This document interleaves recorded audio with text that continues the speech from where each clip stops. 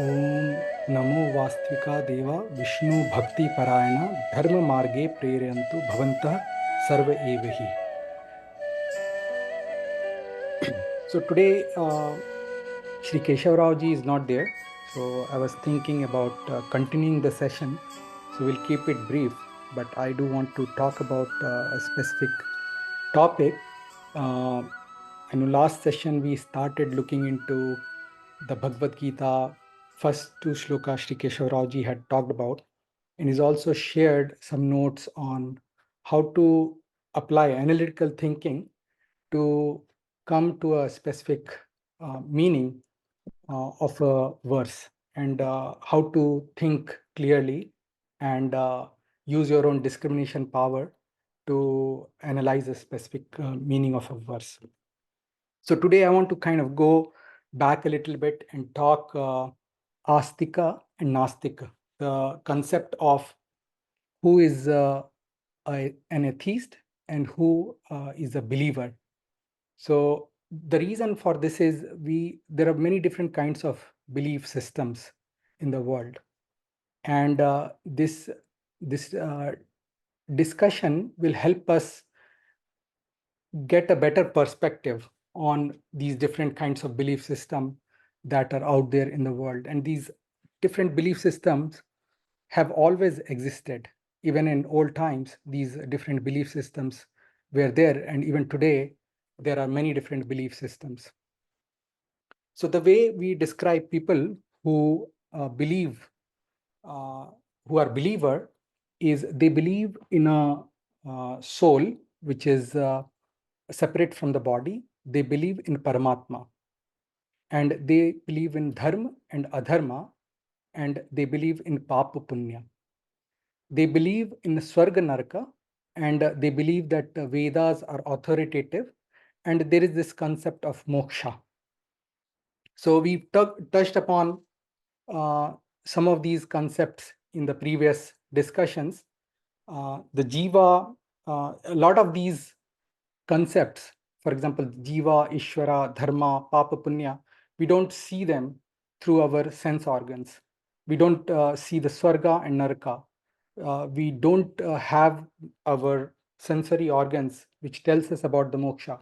So we need to, so people who believe in them without having that perception of the senses are the people who are believer. And if somebody does not believe in even one of these things, they are Nastika, or they are an atheist.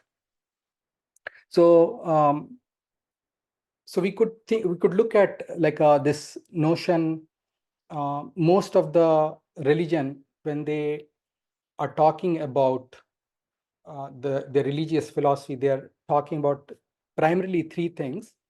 One is the Jiva, the Ishvara, and the Jada, and the relationship between them. So so we could look at what we'll do is we'll look at the concept of Jiva and the Ishvara, and what kind of objections somebody who is a non-believer could raise to an existence of Jiva.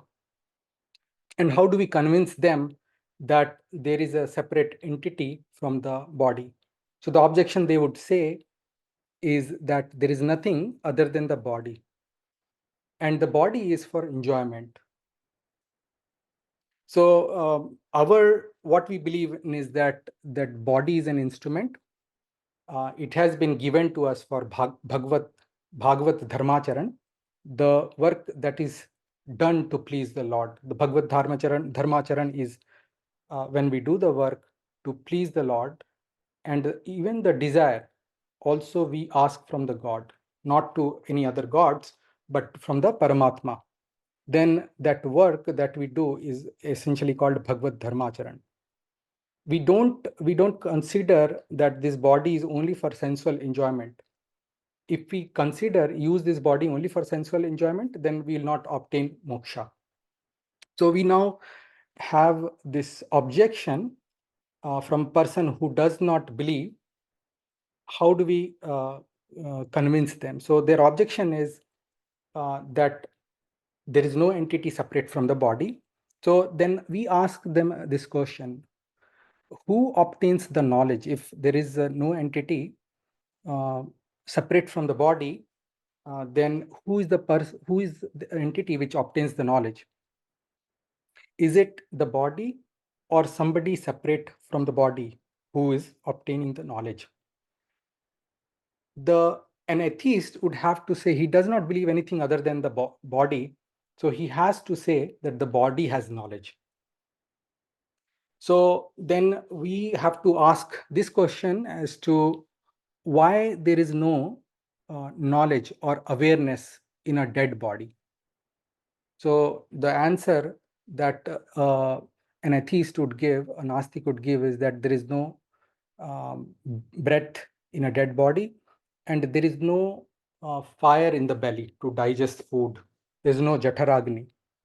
Then what we could do, we could ask them, is what if we put the oxygen cylinder on a dead body? Will that make this? Will that bring an awareness in the dead body? Then they, in that case, there we give an example. So they will say that if you put, it doesn't help to put the oxygen. So they would say that what is your answer to such a state? We will say that there is a condition where there is a pranavayu, there is a breath, and also there is a jataragni, the belly, the fire in the belly. That state is the deep sleep state where there is a pranavayu and there is jataragni, but we don't have knowledge. So this is the objection they would say, is even when you believe in jiva, there is a state where there is no awareness in the jiva. So why would you say that there is a presence of uh, jiva in a body separate from the body? So the objection that an Nastic would make is, uh, you who believe in jiva, uh, there is no awareness during this deep state. Then that defect is also in your argument. Then why do you object to our stance? And uh, in our case, we have an answer as to why there is no awareness in this state of deep sleep, but they don't have an answer when it comes to not having that awareness in a dead body. So our answer to that is, in the state of deep sleep, the way the awareness happens in a body is when the sense organs, they are connected with their object of senses, and at the same time these sense organs are connected with our antahakarana, which is the manaha. Then once these are connected, then only there is an awareness, because the awareness is generated in the antahakaran, which is the manaha, the thought vehicle that we have. When the manaha is active, only then we have the awareness. And in the state of deep sleep, there is the manaha is not connected with the sense organs, and also the manaha is also not active. So the example, we could give an example of a car, like there is a clutch in the car. When the clutch is pressed, then it is disconnected from the gears, and the wheels cannot be powered. Similarly, when the manaha is not active, then we don't get the awareness. So in the state of deep sleep, the manaha similarly is not connected. There's another argument we can make is uh, when the students are in a lecture and the professor is teaching, but the manaha or the mind is thinking about something else. So it is not connected. Even though your ears are listening to the lectures, but the manaha is not pointed towards your shrotendriya or your ears, the ability to hear, even though you are hearing, but you are not it's not registering, because the manaha is not attached to the sense organ. So even in that case, you, even though you are hearing, but you are not absorbing, you're not, it's not registering. Then the objection, so here the Nastika does not have an objection, he does not have an answer to the situation where the body, there's a dead body and there's no awareness in that dead body. So the argument he makes is, when how does this ability to absorb knowledge comes about, is when these different elements come together, and with that concomitance of the various different elements, the ability to perceive, or the knowledge, the ability of having that awareness is produced. For example, like if you mix red and green colors, you get yellow. So similarly, the ability to grasp is generated when this Panchabhuta, or the Prithvi, Tej, Vayu, Akash, and Jala, which means the five main elements, the earth, the fire, the air, the space, and the water, they come together and they create this ability to grasp things. So our position is that there is an entity which is separate from these material objects, which has the ability to have that knowledge, it has a desire, and it has the ability to make an effort. So Gyan, Iksha, and Prayatna has to be there, which is what an sentient entity has, which is basically separate from the material object. So a sentient object, which is the soul, is different from these material objects, but it has these three abilities, which is the knowledge, the desire, and the ability to make an effort. So how, when these things in the individual elements are not there, we would ask this question to the uh, the an atheist, that when by individual element don't have this, how does this this Chetan Shakti, the Gyan, Iksha, Prayatna Shakti, come about through the concomitance of these elements? We see that even if we put together like 10 blind people, they would not get the ability to see. So the objection that an atheist would make is that, similar to how when you mix the grape and sugar, um, intoxication is generated. When mixed, then intoxication is generated over a period of time.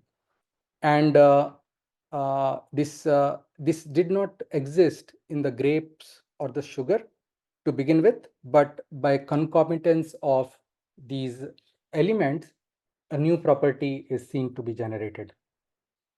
So then we would ask them, when it becomes old, the intoxication property still remains.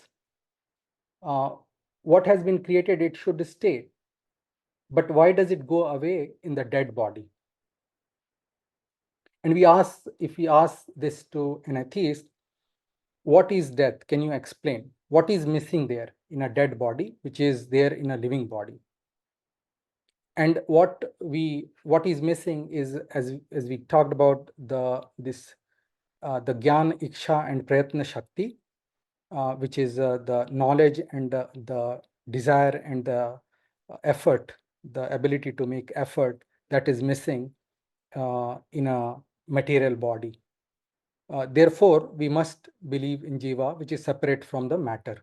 So this is how we can argue that there is a Jiva which is separate from the body.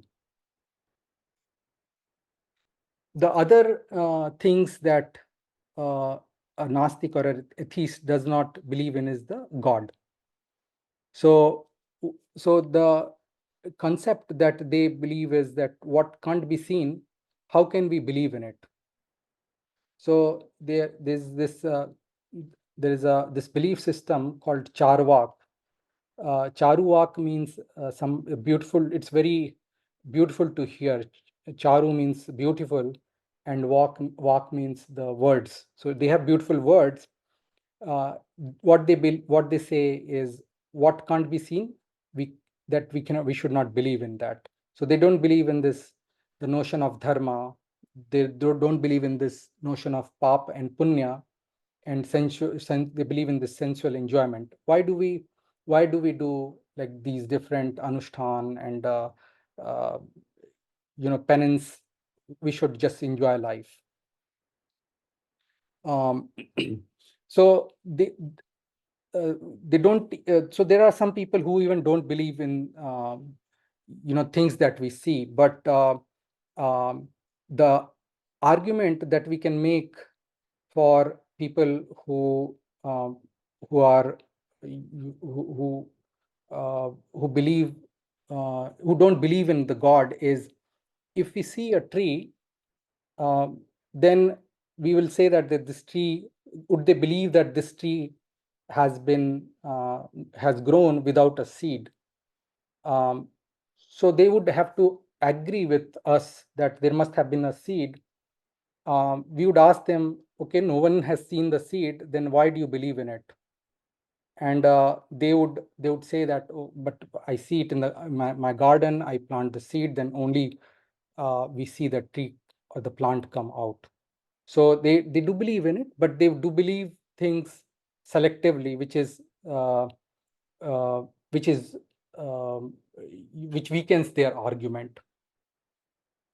The other argument one would make to um, to to argue against this notion that there is no God is, why do we see differences in the world? We see that some people who are born blind, some are born poor. Uh, so there must be some reason why people are born blind, and this what we believe. What our argument is that this must be because of purva janma karma. So in the prior life, they must have done some karma. There is a papa punya, and therefore there must be some. But the papa punya and they are jada vastu. But somebody must be a niyamak or the controller of these jada vastu, and so that we must believe in God because of that reason. The argument that an atheist can make is there are defects. These happens because of the defects in parents. To argue against something like this, what we would say is that to the same parents, we would see that there are other kids also who don't have those defects. So why would these other kids don't have that defect, but this other one of the kids have a defect? So in that case, there's no their argument doesn't hold.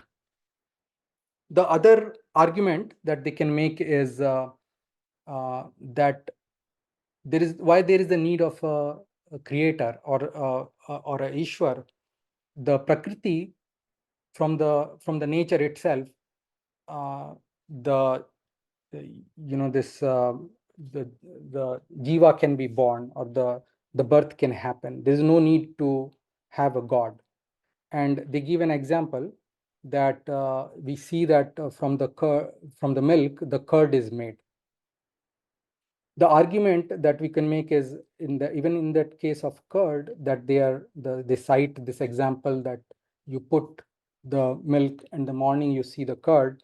Somebody is adding some seed or a small amount of curd to start that process for the curd to form. So there has to be a Chetan Shakti, or there has to be somebody who's a Niyamak, and that Niyamak is the God.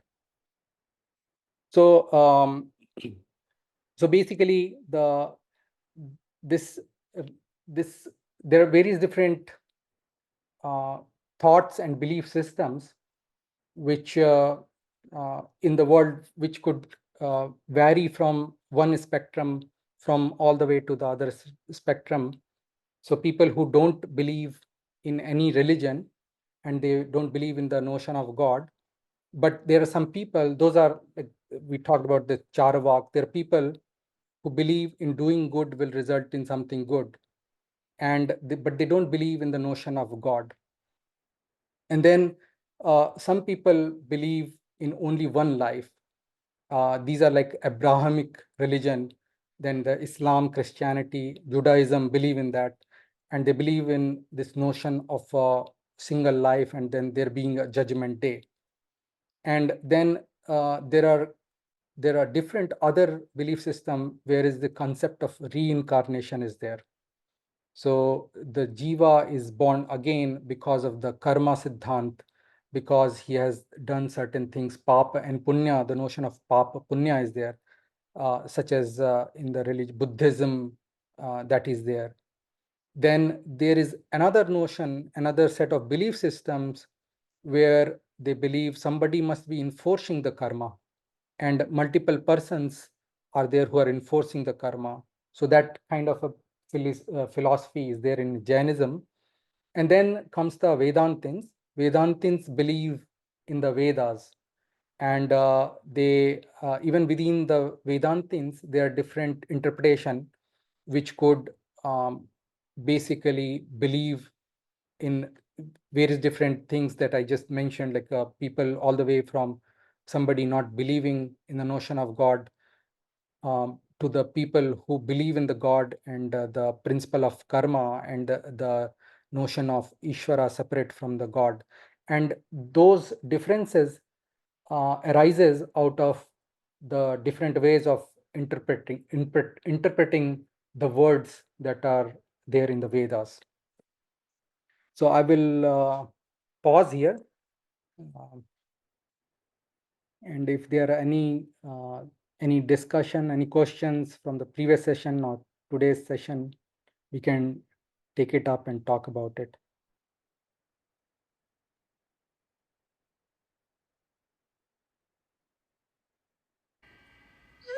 Vivek, very interesting thoughts, sir. Thank you. Normally.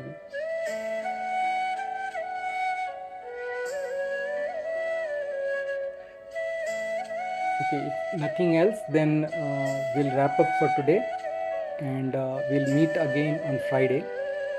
So we'll start with a small prayer. Om Sarve Bhavantu Sukhinah, Sarve Santu Niramayaः, Sarve Bhadrani Pashyantu, Ma Kaschit Dukha Bhaveet. Om Shanti Shanti Shanti.